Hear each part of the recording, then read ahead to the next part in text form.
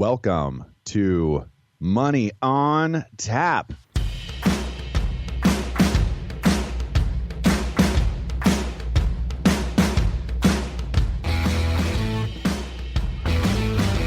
Money on Tap, your personal finance headquarters, where we bring out the professionals' experience and some fun in what we call three-dimensional investing, utilizing insurance, brokerage, and fee-based planning. That's what we do on this show. We look at all sides of the issues, and we bring a fully independent planning perspective to the table. Welcome to Money on Tap. My name's Seth Krussman. And I'm Ben Brayshaw. Glad to have you aboard today, folks. It's a big one. This is the show that we've been talking about for, well, the last 4 years, pretty much.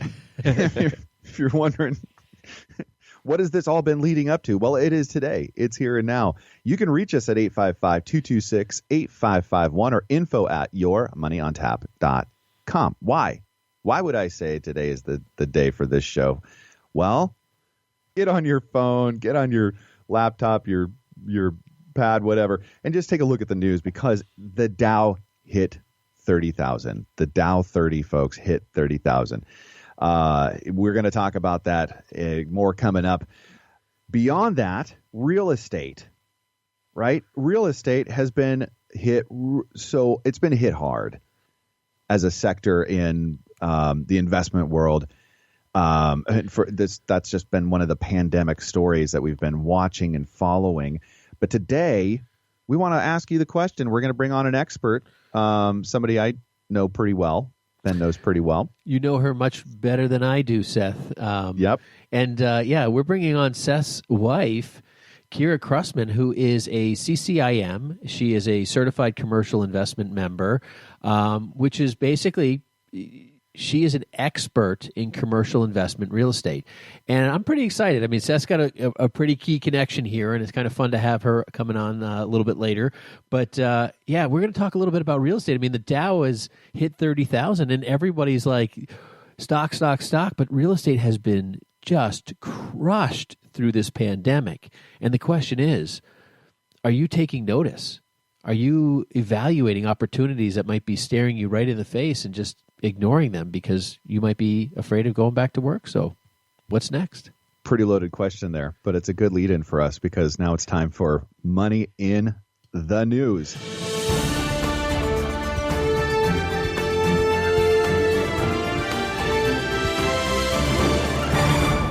So the Dow has hit 30,000.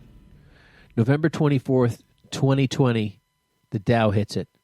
We called it here on the show a while back. It was 4 or 5 months ago. We talked about how we felt the Dow was going to hit, 30,000 before the end of this year, beginning of next. Yeah, Ben, I got to jump in right there.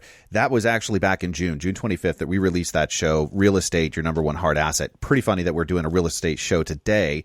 And we were talking about the Dow 30. Hey, Roger, can you please grab that and have a listen to this? Ben and I, guess what we called, I don't know. We're going on 8 months ago. Maybe I think we called the Dow at 30. Yeah, I think I think the Dow, if we get past the coronavirus fear, I think the Dow hits 30,000 end of this year, beginning of next. I still think we have, because the thing is that the Fed has poured and the government has poured so much money into our economy, probably more than, I don't even know if it's more, but I mean, it's just so much money that offsets everything we're not spending, not doing. So, does the Dow hit? I mean, you've got to remember, the Dow is only the 30 largest companies in the U.S. So, I mean, it's not like we're talking about the S&P 500 and the 500 large caps. We're talking about 30 companies. So we base progress on such a small point in the marketplace as a whole. But when you talk about, like, Seth, just to even compound on that, Campbell Harvey, he's a professor of finance at the Fuqua School at Duke University. Yeah. He predicted a recession for early 2020 or early 21. He's got basically a perfect record for calling recessions and is betting this one will be over by the end of 2020. I like this guy. We've been talking about this because, honestly, it couldn't not hit 30,000. Because ultimately, with all the money and all the stimulus and all the stuff, I mean, the GDP and the economy was skyrocketing. We were heading there to begin with. And then we had this crushing pandemic on our economy. And when the stimulus hit, we knew that just the rebound off of that alone had to send it in that direction. It just had to be there. And that is something that we have been calculating inside our story for a long time. But what is the Dow? We did the Dow 30 show. We talked about it. It's 30 companies. It's 30 stocks. Companies move in and out. Exxon was kicked out this year. What was it? Who else was kicked out? Somebody else was kicked out, Seth.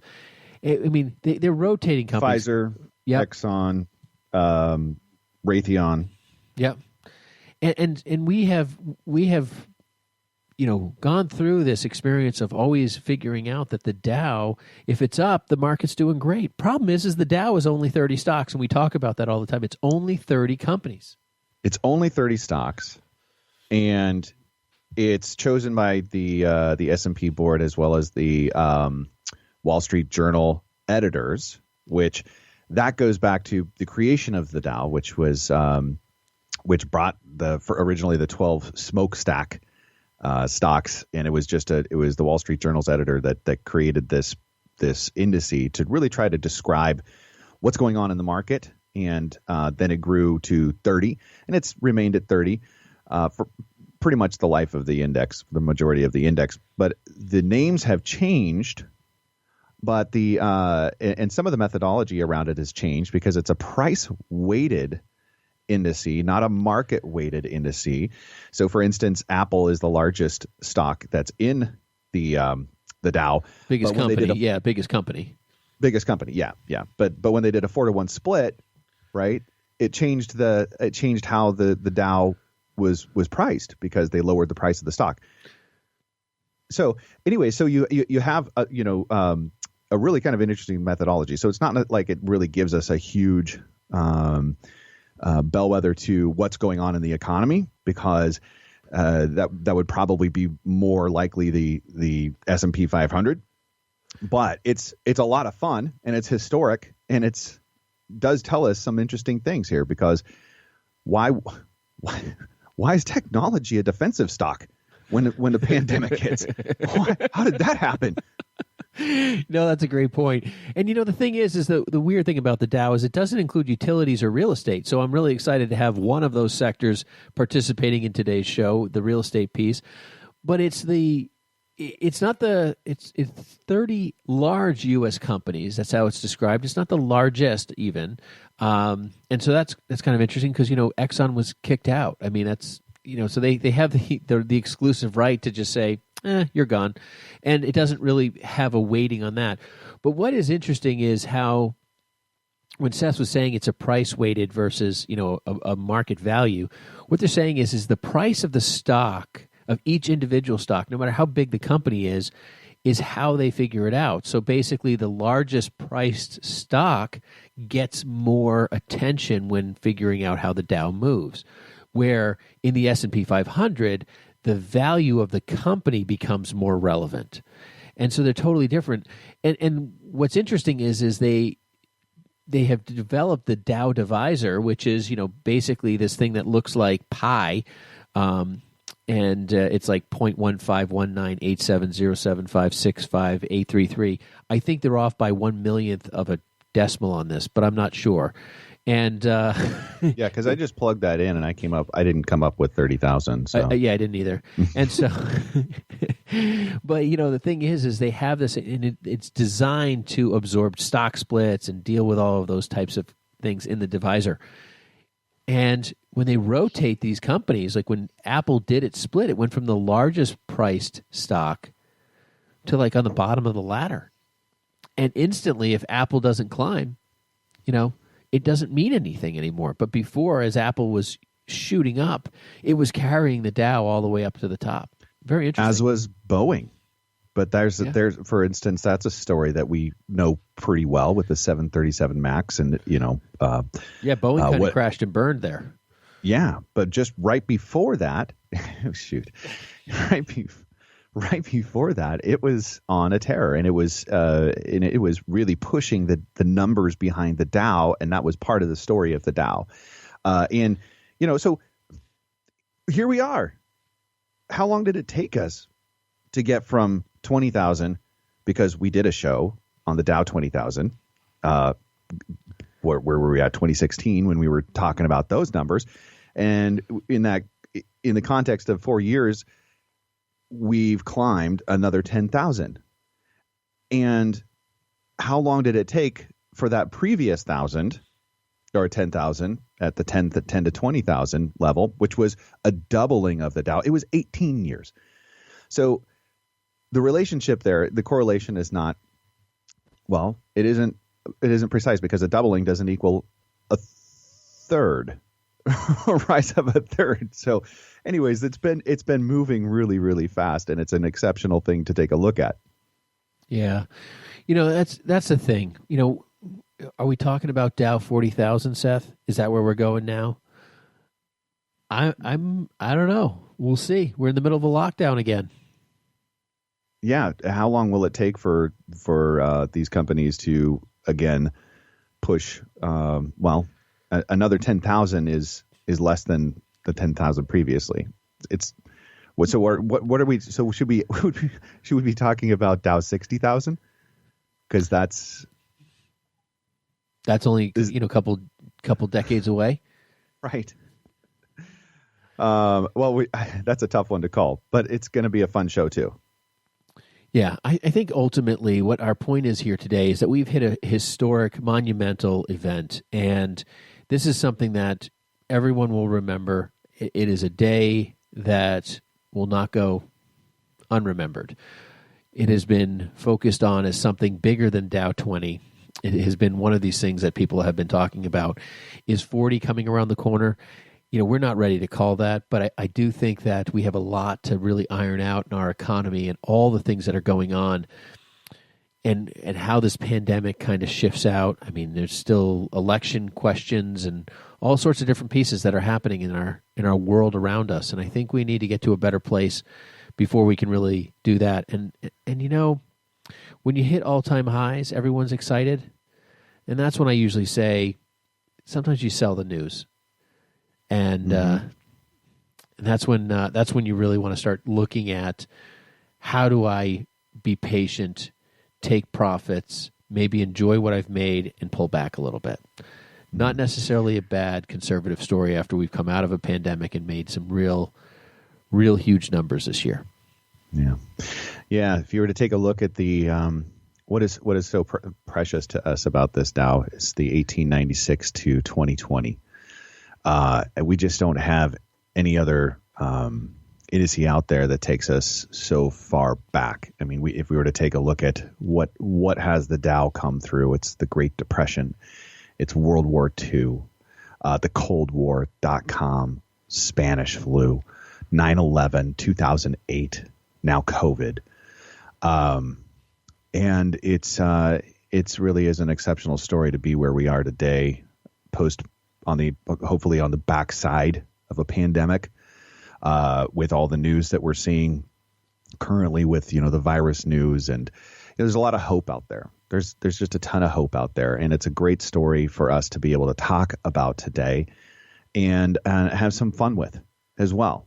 Yeah. And there's a lot of people listening to the show saying, hey, I kind of wish I was living somewhere else right now. And, I found this article on Bloomberg, and as we experience the holidays and are thankful for Thanksgiving and all the things that it has brought to us, a lot of people are probably saying to themselves, I wish I was living somewhere else. I wish I was in a different state, a different country. Wish I wasn't dealing with this. And so we have an article here quickly. We're just going to spend 2 minutes on it. And sometimes perspective's really good, but right now, if you're living in New Zealand, it is considered the number one place to live in relation to COVID. Not bad. Number one on the list. Now, this list shows 53 countries here, and the United States is number 18. So it could be worse. And I mean, places that I would think would be good are way below the list. I mean, you've got Ireland at 20, and you got UK at 28, and you got Austria at 36, and you got France at 45. But honestly, I'm looking at this list, Seth, and the Bloomberg article from Rachel Chang, Jin Chun Hung, and Kevin Varley. It's a little bit biased because Singapore has a 0 test positive rate. I'm not sure that they're reporting correctly. What do you think? Yeah, I saw that. That was an interesting find. I think that came across my desk yesterday. I was thinking about New Zealand always being a great place to go. Of course. Of course. I don't care what time of year you're talking about. Let's everybody that I've ever talked to said, A, this is a bucket list place. You have to put it on. And B, don't even think that 2 weeks is going to cut it. Like, you go there and you need to figure out a way to stay a year. Yeah, of course. But I'm actually shocked that that Hong Kong and Singapore, which are considered better than the U.S., have, Hong Kong says it's 0.1% test positive rate. That's crazy. That's actually pretty phenomenal. But they're not really high on the list. New Zealand here, they're 0, but the resilience score is higher. But you could be in Hong Kong right now, or Singapore, not connecting with any COVID. I think they're lying to us. I'm going to go back and talk about the Dow. You guys, this is a fun part of our show. We hope you enjoy it. It's Money in the News. We are going to come back after we take a quick break. You can reach us at 855-226-8551 or info@yourmoneyontap.com. When we come back, ladies and gentlemen, it is Kirra Krussman CCIM, and that is my better half. And we're gonna hand the mic over to her, and we're gonna talk about real estate as an asset, as an asset class right now. We're gonna have a lot of fun. Definitely stick around. Hi, my name is Ben Brayshaw, one of the co-hosts of Money on Tap. If you have questions when it comes to your retirement and are looking for a personalized solution, contact us at Brayshaw Financial Group. In today's volatile stock market, we can help you plan to find your successful retirement solution. Am I saving enough? Am I saving into the right places? Do my investments match my appetite for risk? Do I have a tax strategy that is going to help me keep more of what I earn? How can I maximize my Social Security income? If you are like most people, you are getting closer and closer to your retirement and may be wondering if you're taking the right steps. If you're in retirement, you may be wondering, am I maximizing my income while preserving my estate and caring for my family? We talk about all things financial in what we call three-dimensional investing, putting a plan around your financial future. If you feel that now is the time to start getting the answers to some of these questions for your own situation, give us a call at Brayshaw Financial Group at 855-226-8551. Headquartered in Bedford, New Hampshire, we have offices throughout New England and across the country. We would love the opportunity to show you how we can help. There's absolutely no cost or obligation just to meet with us, and we welcome you to our office. Call us at 855-226-8551. Now back to Money on Tap with Ben and Seth. Welcome back. You're listening to Money on Tap. You can reach us at 855-226-8551 or info@yourmoneyontap.com. Folks, it has been a roller coaster out there. We've talked about the Dow 30 hitting 30,000, and to keep it fair and balanced, right? There's a sector that's missing from the Dow, that's real estate, and in order to represent that today, I'm so excited to be able to introduce you to the lovely, the incredible, the amazing Kirra Krussman CCIM, and I happen to have the honor of being her husband. And without further ado, we're going to talk about real estate.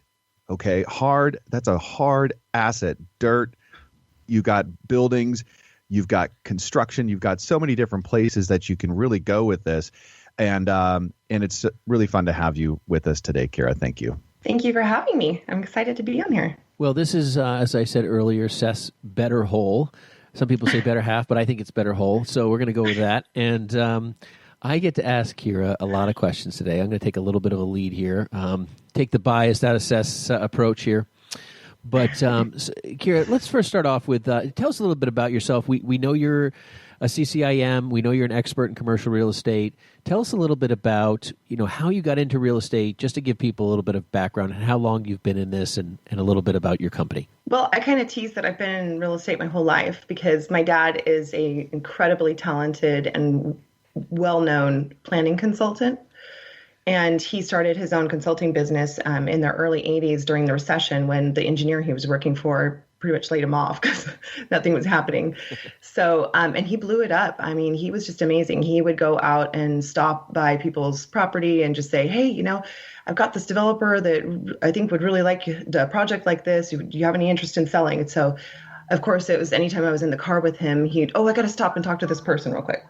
And I loved it. I watched him put together land deals so many times in people's living room as a little girl, and of course, all growing up. So eventually, it was a family business for a while, and we all helped. And my sister typed. I would clean the office. I filed, and I got around the land development. I mean, he started an engineering firm, basically, from a consulting business. And so we were all involved, and I just heard the language for years and years. And so it just been around it forever.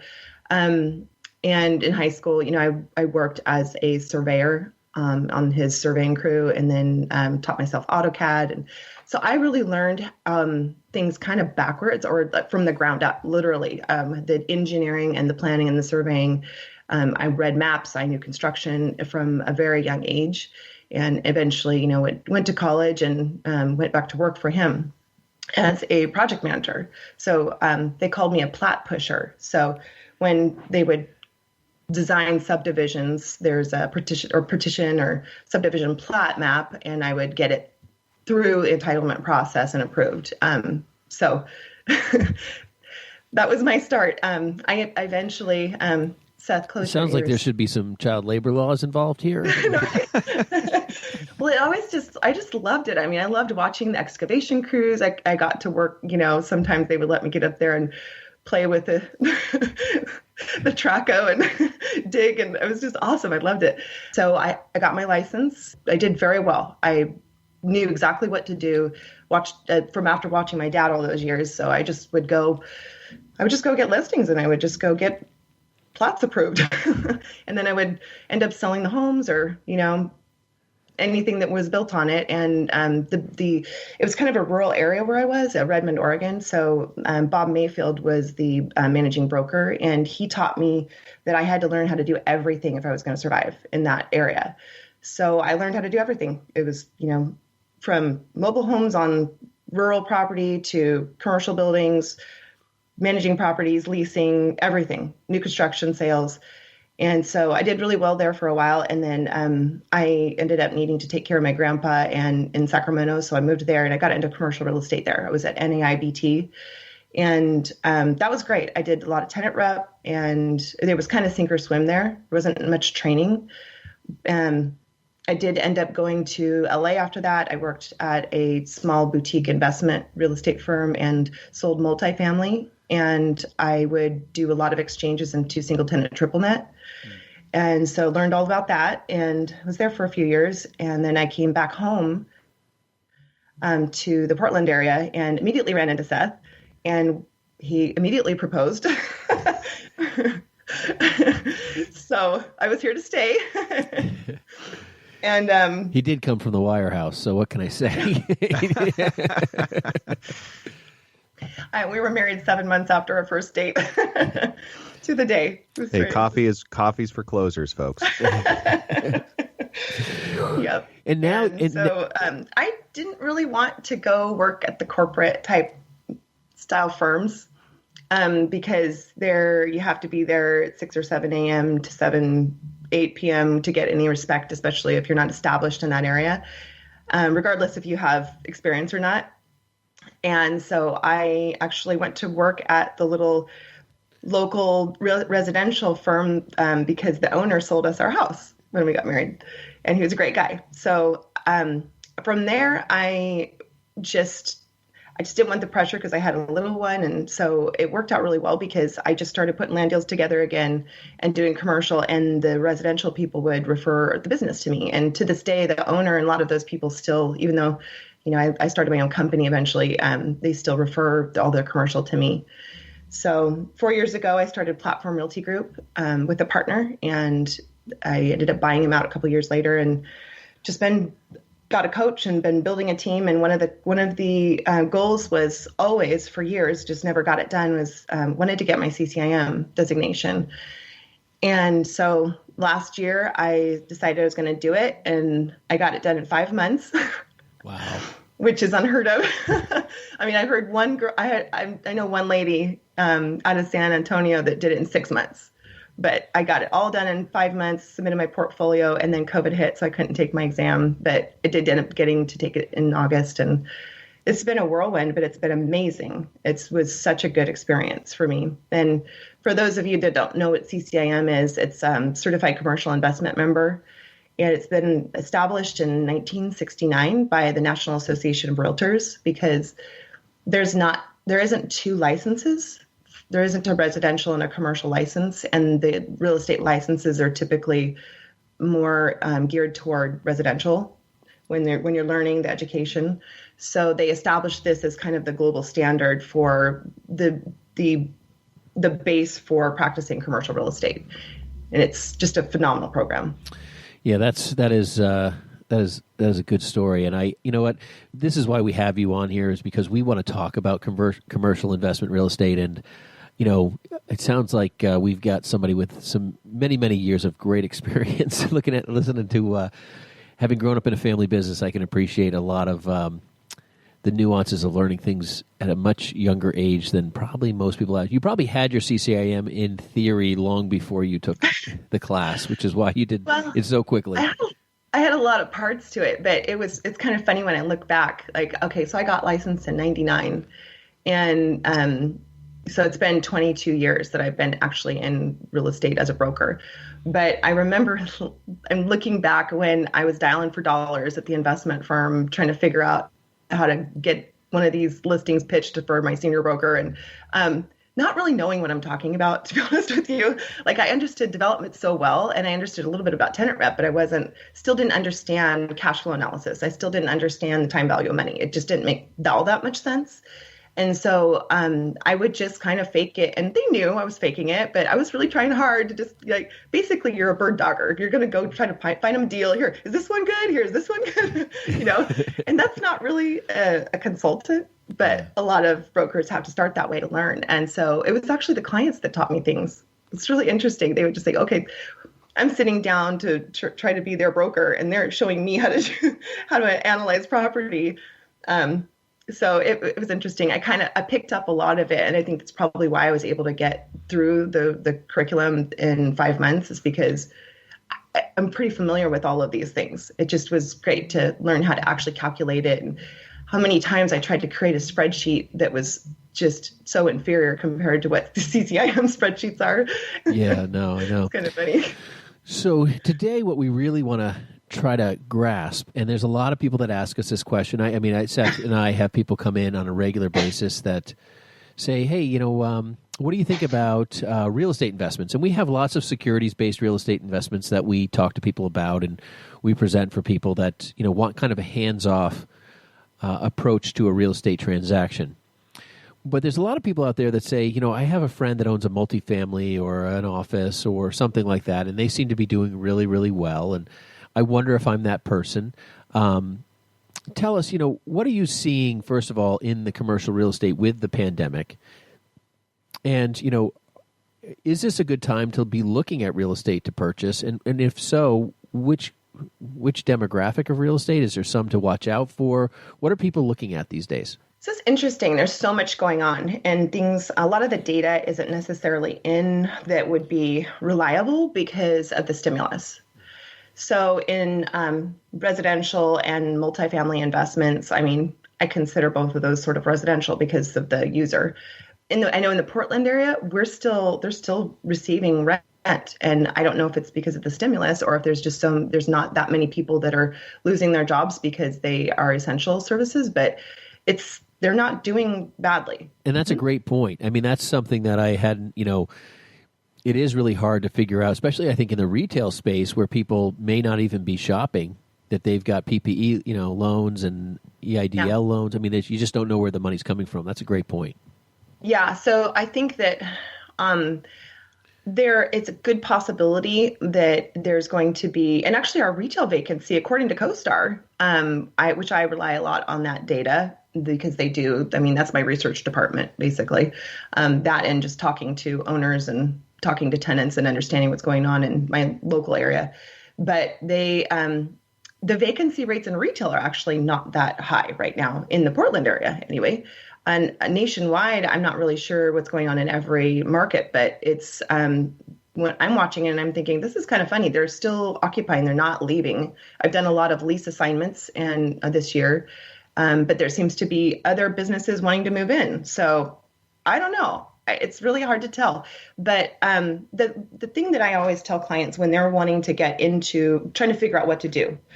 So as their consultant, I ask them lots of questions to find out, well, what are your goals? Because if you are okay with, like, let's say that you're on the West Coast and most of these markets have pretty high rent control. It's restrictive in the landlord tenant laws for residential properties it's not in the landlord's favor. So if you're willing to purchase in another location, then multifamily or single family investments could be great, plexes. But if you're over here, I oftentimes say, if you don't want to be hands-on or be dealing with the property manager and issues all the time, it's very management intensive to own residential properties.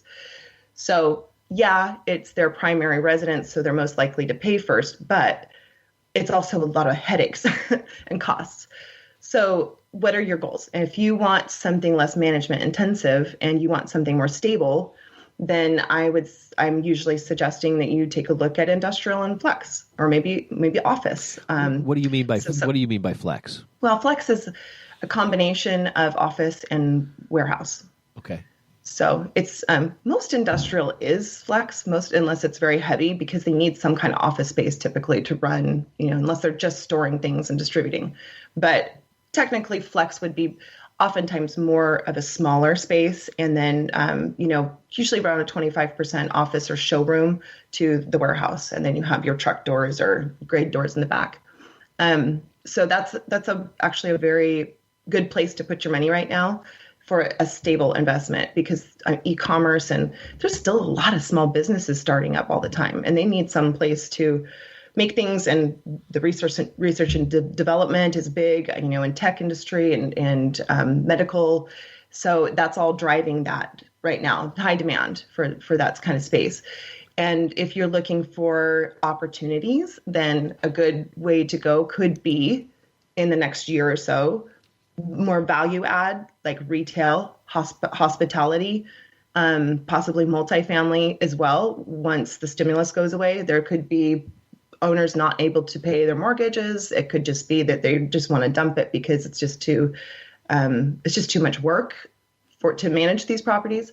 So to get those at a lower price it's possibly a good investment.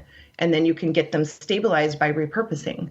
So for instance, once we open back up, hospitality that is struggling, maybe doing some capital improvements to it, and then turning it into student housing or assisted living could be an option.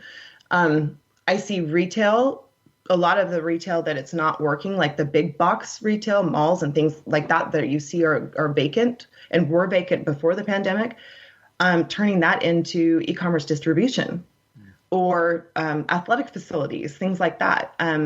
Schools, there's so many different options. So you do adaptive repurposing.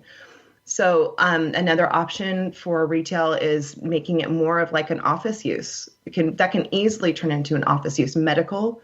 And so there's lots of ways to just adapt and repurpose and create value with destabilized assets. And, there's just all kinds of things. Mobile home parks are a great investment. They're super easy to develop. They're easy to manage. They are just cash cows. So the opportunities are endless, and you can get into commercial real estate pretty easily by buying, there's condominium, office and flex space. That's great. Those are really easy to rent out. They're just great assets, and they're not that expensive. You don't have to go buy, multi-million-dollar property in order to get into one of these. So there's a lot of interesting stuff there that leads me to about 30 different questions, but I'm going to try to narrow it down to one or two here real quick. the first thing I'm thinking about is some of our listeners who may own a single family house that they inherited and they started renting it. And then they realize, hey, I can make some money this way. And then they look at a multifamily and they kind of grow and grow and grow. But then there's the listener who says, I'm not able to take a lot of risk. And I'm really looking for something that's, a starter thing. So you're saying that kind of the flex space, warehouse, like individual tenant condo kind of piece is a potentially a good area to be looking at. Is that kind of how I'm hearing it? Absolutely. I would say, something small is, and just learn how to manage it, and then you can start to grow from there. But another option too is to get into fractionalized real estate. So there's crowdfunding, you can do syndication, there's investment clubs where you can get together with your, friends in your community and purchase property and just kind of practice together, and then you're pooling funds. Yeah. So the fractional ownership of whether it's an investment club or getting involved with a group of people to buy something, let's talk a little bit about that. So let's start with, so the pro is that you can get into real estate without having kind of this overwhelming burden of owning it by yourself. But what are the cons? Let's talk a little bit about, kind of the problematic items here, because I'm sure that there's some good ones, and I know they're out there. So I'm going to let you take that one. That'll be fun. Well, it's kind of like I had a mentor tell me one time that having a partner is not efficient. It can be very effective, but it isn't efficient. So marriages can be very effective, but they're not necessarily efficient because you have to agree on things, or one person is the boss and the other one always feels like they're, following along. So if you have 10 of those, that can get a little tricky. So I'm really making sure that there's, I would say, a managing member who is most experienced, who pretty much just runs the show and they just follow along. It would probably be the most efficient way to do things, but there's just probably going to be personalities that you have to deal with. And then there's others where, you're very hands off, you get probably lower returns, but it's very stable. And then, you really have nothing to do with it. You just receive your check and, they give you the results or the prospectus and you just say, okay, great. Or, choose to stay in it, or you can exchange back out. Gotcha. And then, so if I were to be, you talk about hospitality, and I got to be honest with you, when I hear about hospitality or retail, those are the sectors that I think, if I'm a gambling man right now, I'm looking at buying, because sure. They're absolutely right. So I look at those as much higher risk in the real estate space. Let's talk a little bit more about the ones that you feel that are much lower risk if you're really willing to take the risk of real estate on yourself. So if we have somebody who's listening here and says, I want to buy a piece of real estate, I'm literally working with a broker, or I'm looking for a broker, they can call you. And you can reach us at 855-226-8551, and we can get you Kirra's information. But where are you directing people and say, I really want to get into real estate, I'm looking for a start-out piece, I want to do it myself, I've got X hundreds of thousands of dollars to buy real estate, or I qualified for a loan on this much. Where are you steering people? How are you helping them find that piece? And what's your best recommendation there right now? Well, again, I always go back to what their long-term goals are. So whenever I bring on a client, I typically, if they're brand new, I go over long-term goals, and then I kind of create a plan for a 10-year plan, probably similar to what you guys do. So creating a plan, I'm going to take scenarios, possibly, 3 different options for them that would fit their needs, their management expectations and capabilities, and then also their financial goals. And so I'm going to do a comparison of each of those and do a 10-year projection. And it'll show them what their returns are going to be. And so I'm going to take what they want on all their needs, and then I'm going to apply it to properties that I know of. So depending on what they want is going to be the type of property that I recommend. But if it's me right now, I'm looking at small flex, and large warehouse, large industrial are going to be probably the most stable assets for somebody that's just looking for stability. Like I said, value add properties are going to be some great options in retail and multifamily. I mean, and possibly multifamily, but definitely hospitality. Folks, we are talking with Kirra Krussman. You can reach us at 855-226-8551 to connect with her and or connect with Ben and myself.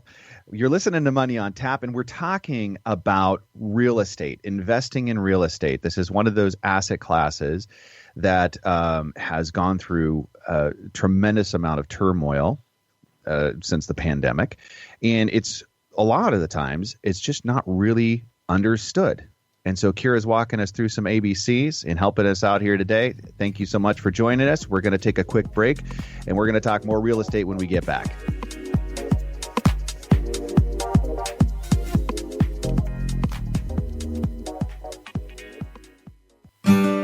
Hi, my name is Seth Krussman, partner with Brayshaw Financial Group and one of the co-hosts of Money on Tap. One of the biggest concerns and largest expenses people face today is taxes. Without thoughtful planning, taxes can destroy future retirement dollars, eliminating the possibility of a timely retirement or dreams of what you want retirement to look like. If you're like most people, you're getting closer and closer to retirement, and you may be wondering if you're taking the right steps. Will my income be enough? Will rising taxes force me to give up my dreams? How does inflation factor into all of this? These are real concerns, and you're not alone. Putting a plan around your financial future is what we do. If you have questions when it comes to your financial security, and if you're looking for a personalized solution, contact us at Brayshaw Financial Group, 855-226-8551. It's time for you to start getting answers to your questions. Headquartered in Bedford, New Hampshire, Brayshaw Financial has offices across the country. We'd love the opportunity to show you how we can help. There's absolutely no cost or obligation to meet with us. Call us at 855-226-8551. 855-226-8551. Now back to Money on Tap with Ben and Seth.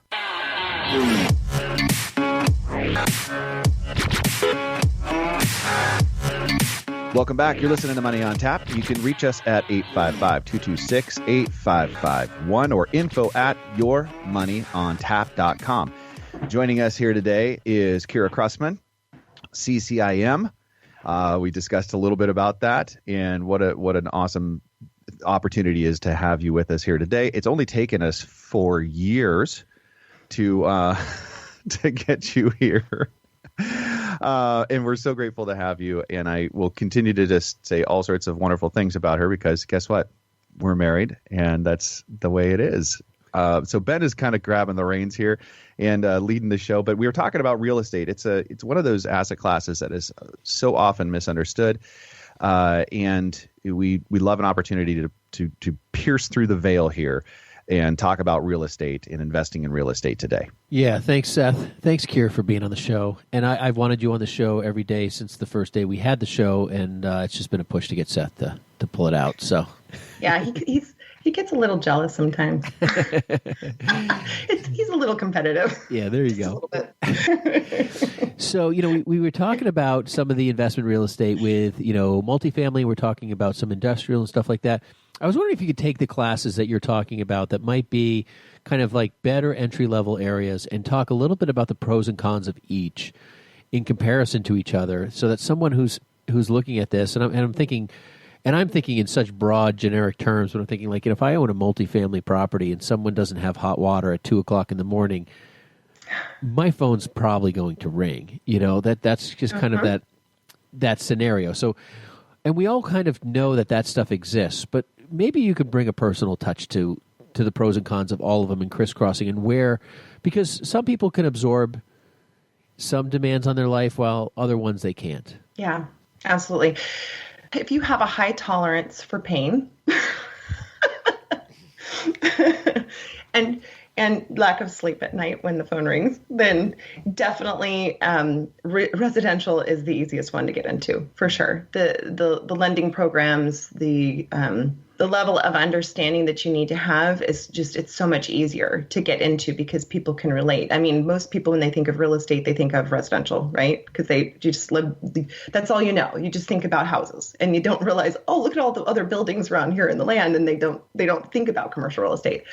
So it's just a lot easier. A really great book that I would recommend if you want to get into investments is The Millionaire Real Estate Investor. And it was written by Gary Keller quite some time ago. And it's just a great path to get into it. Now, it's really set up more for investing in the Midwest or in the South where it's less expensive. A lot of those numbers don't make sense when you're in more expensive areas like the West Coast and the East Coast. It's difficult, but you can start by living in, let's say, a duplex.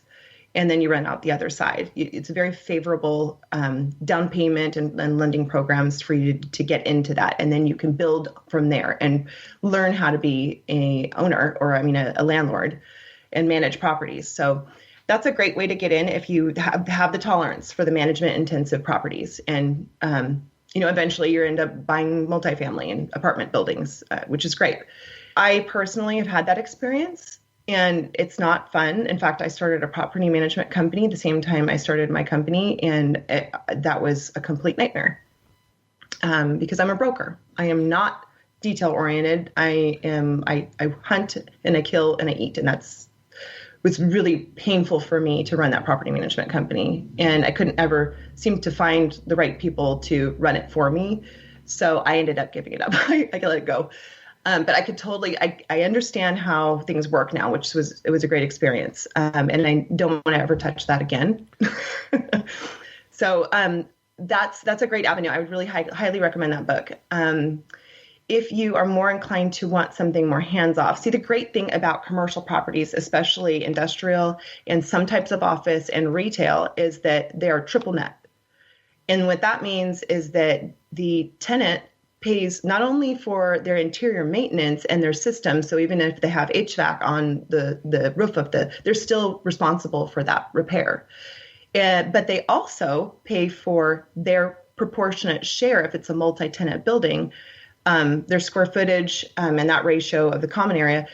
They reimburse or pass through the taxes, insurance, and common area maintenance. And so if you have a property manager collecting all those, you literally just get a check. It's net to the owner.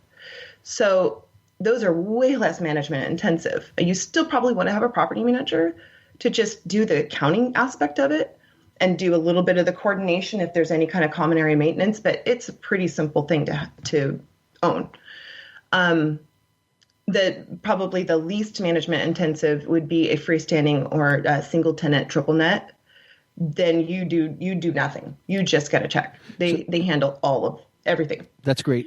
So real quick, explain triple net. I mean, we understand it, but explain it to our listeners a little bit about what that means. In a gross lease or a full service gross lease, which is common in multifamily, residential, and then also office. More like Class A high-rise type offices will do full service gross.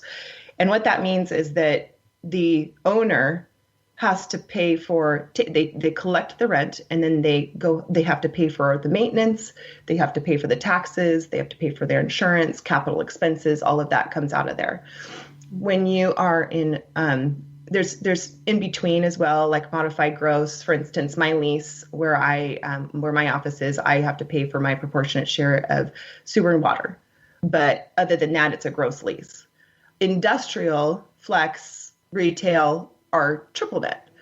And that means that they pay not only for all of them, handle the interior expenses of any kind of maintenance and repair, any kind of build out, typically, unless they negotiate some type of build out with the landlord when they move in. But all that interior space is their responsibility.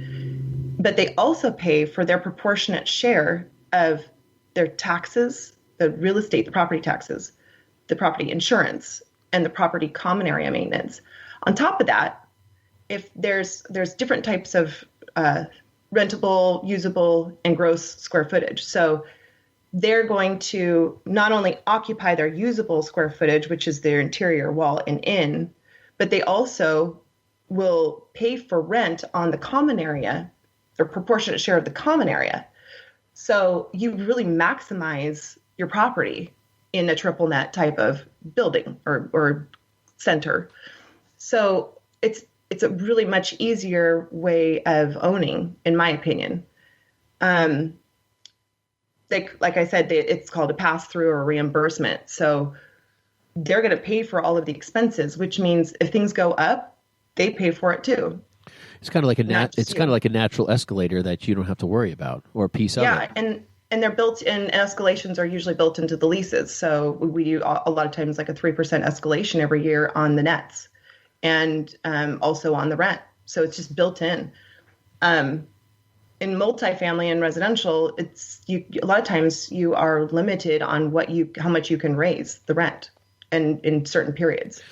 Right. That's an interesting piece here as we start to come to a wrap up here on our show. We got a couple minutes left, and as I'm thinking about some of the kind of watch out, you're a new buyer concerns. One of them is rent control. In the world of all of a sudden you buy a multifamily and then you find out, hey, I'm in a rent controlled district, and you overpaid for it. That could be something that could be really catastrophic. So, what are some buyer bewares, questions to be asking, kind of things off the top of your head that you could share with our listeners as we kind of wrap up today? I would suggest not buying in states or in cities where there's rent control, because you essentially, in some cases, just have no power over your own property. And you could end up with tenants that don't pay or they're destructive, and you can't evict them. There's no eviction laws right now in the Portland area or in Oregon. So even if they're not paying, you're not allowed to kick them out. It's a good thing most of them are paying, from what we understand. But not only that, but if you choose to go sell your property, you have to give them money. And in the city of Portland, it's 3 months of rent. And in the rest of the state, it's a month and a half. So you have to pay them to leave. And that sometimes cuts into your profits quite a bit if you are, tight, if you don't have a lot of equity in your property. Not only that, but if you can't evict them, you can't do a no-cause eviction if they're there more than a year. So there's just things that you need to have a really good property manager that is experienced, that understands the laws, because if you try to do it yourself and you don't understand the laws, you could get in a lot of trouble. There's all kinds of notices and methods, and the process is strict. So most of the courts are going to favor in the tenant's position. So just understand your local laws, or get a very good property manager to help you with it, because that would, it really could end up being an asset that doesn't perform very well, and just a headache, frankly. Yeah, no, that's good. That's actually great stuff. And I think that's really why someone needs to deal with a commercial expert like yourself, is just really making sure they're, even when they don't know the questions to ask, that person's already asking them for you and knows where to steer you. That's really important. This has been a lot of fun. I've really just enjoyed listening to both of you guys pass it back and forth, and I just am so fortunate to be in the room with both of you guys today, folks. If you're listening today, you've been listening to Ben Brayshaw and Kirra Krussman, and we're just having a lot of fun, you guys. And if you're listening today, you can reach us at 855-226-8551 or info@yourmoneyontap.com. You can also reach out to Kirra Krussman at Platform Realty Group. That's her company. And certainly there's a whole lot more to the topic here. We could probably bring you back next week and the week after and just keep going after that. But do it. Well, let's not make it a 4-year gap again. We will do that. You've been listening to Money on Tap. You can reach us at 855-226-8551 or info@yourmoneyontap.com. You can also find us at Facebook. We're at /3D Investing. We're also on Twitter at BFG_LLC. And as always, you can also find us at yourmoneyontap.com. Thanks for listening. Thanks for liking our podcast. We appreciate you, and we can't wait to make it a great day and a great life with you here at Money on Tap.